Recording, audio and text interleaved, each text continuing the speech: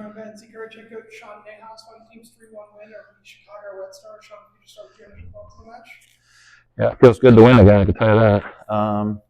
Yeah, I thought it was a sloppy first half, or I shouldn't say that, an inconsistent first half, and we talked to the team about that. We were just getting stuck on one side, and it made it difficult for us to get out and predictable. But I thought the response by the group, everybody, was fantastic in the second half. We told the team that the players that we bring on are going to change the game, and the starters did their job going down 1-0. And crazy thing is, I said it before the game that is exactly how Mal was going to score if she scored. As soon as she picked it up at the midway point, whatever it was, I turned to Nathan and said, "Goal."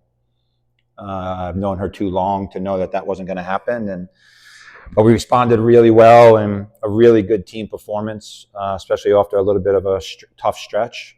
But those types of growing pains is what you need to continue to improve. So overall, really, really happy and proud of the group for how they responded and the performance that they put on from the middle of the first half to through the second half.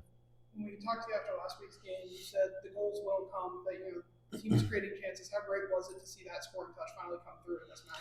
Yeah, I mean, to be honest, I felt like we could have had a couple more. We created some chances.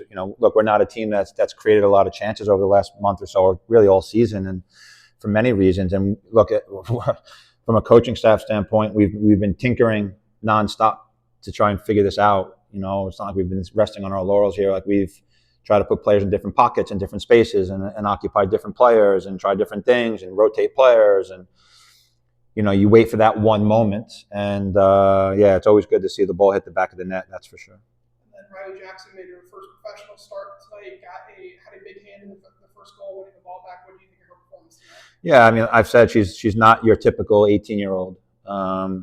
She has a veteran mentality, and she started to peter out a little bit at the 60-minute mark, which is normal, and not having logged full minutes of 60 minutes or so. So, but her performance was good. Some of it is she has to be a little bit more calm and not being such a anxious moment off the ball, and just recognize the spaces that she's filling in. But she did everything we asked of her, and if this is the beginning of her professional career in terms of the long term, then yeah, it's going to be a wonderful ride for her, for sure.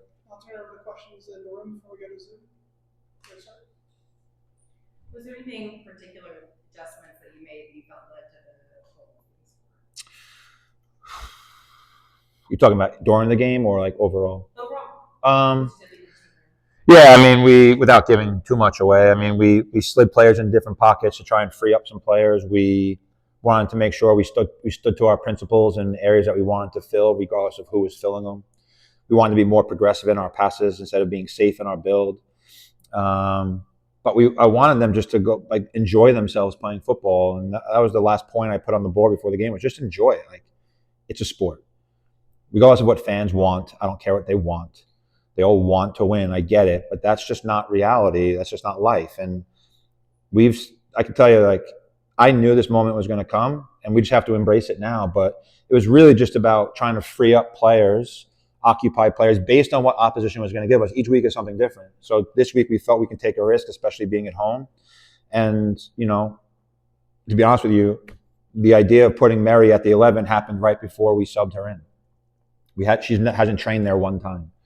And I think part of it was because of when she's in the middle, she likes to rotate out to the wide channel. So I looked at Nathan and said, let's just put her in the 11. She likes to go out there. Let's put her in the 11 and see what happens. And there you have it. So we look like geniuses, but players make us look like geniuses. And you have to trust your players. And I think that's what it came down to. And I told the players that we trust and believe in them. We haven't wavered from that. And sometimes that's all they need to hear. But I just wanted them, really, it was just about them just going out and enjoying their football again, and not worrying about the past 5 or 6 games, and worry about tonight and go get yourself a result. And I think that was the biggest thing, was just relieving the pressure from them. How about the goal from Ashley Sanchez? She really hit it. Yeah, I mean, it was a wonderful strike. I was right behind it. As soon as she hit it, I said goal. And it wasn't even near the goal yet. But it was in that trajectory. It was sort of knuckling a little bit. And I'm really happy for her. I know she's been stressing out and pressing, and she puts a lot of pressure on herself. She's one of those players that wants to do so well for the team. And look, teams are negating her by man marking her. And we have to do a better job of helping her out. And I say we, meaning the staff and and the players to try and free up that space. But yeah, I mean, what a strike. That's why I called her over after she scored. I just wanted to tell her just to build off that. That's what she needed, just to go be free now. And Ash has nothing to prove to me whatsoever. I know what type of footballer she is. And right now I'm just helping her work on, believing in herself, trusting in herself so that her qualities can come out so everyone else can see what I already know. I know it's all part of the process, but to get the win today, how much joy does that bring? How much pressure does that alleviate for you to have a moment like that? Yeah, there's no pressure on me. I put pressure on myself if we win 7 in a row. It was more the pressure for the players, because I know how hard they've worked. And look, people don't talk about it enough, but we've basically had a starting lineup out injured. Like Olivia Wingate hasn't played yet. Carol hasn't played yet. Danny's been out for over a month. Sully's been in and out. Sully was on a minute restriction tonight because of her tweak from last week. And we have to manage them, and we have to trust the depth of the roster. Mary's just coming back. So it was more of a relief from my side for them, because I know how hard they've worked, and I know that we probably have made, and I'm not one to say we deserve anything, but we've worked so well. We haven't been, aside from the Orlando game and the Houston game, we haven't put on a bad performance. We just haven't been able to score goals, and that's part of it. There's a lot of teams that haven't been able to score goals in this league. You look at the ones that are top of the table. I mean, look what they have, right? So, I told the group it was really good for me to see a really good team performance. Everyone did their part.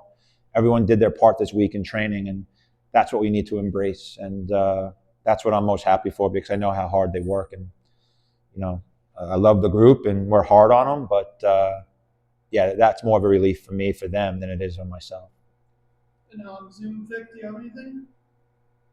Yes, thank you. I just want, I know she just puts in the work day in and day out, but it seemed like tonight Victoria Pickett coming in off the bench just seemed to elevate everyone around her, and really, especially gave Haley Hopkins new life out there. Can you talk about your impressions of her performance today? Yeah, I think the last 2 games, when the season started, I pulled Vic into the office and said, "Look, we're going to try," because Carol was out, obviously, and we needed to figure something out with the roster we had. And I told Vic, "I'm going to try you in the 11 because of her individual qualities on the ball and her ability to pick up a ball and run at players and that stuff." And it was a little bit of a rude awakening for her.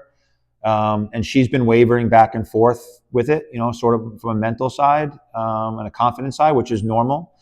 And I finally just said, "Look, you got to just trust. You got to, And then it really wasn't working because she was struggling with it. And I can't stick with something that maybe she's struggling with. That wouldn't be fair to her as her coach. So last week we tried her in the 9, and I thought she was really good.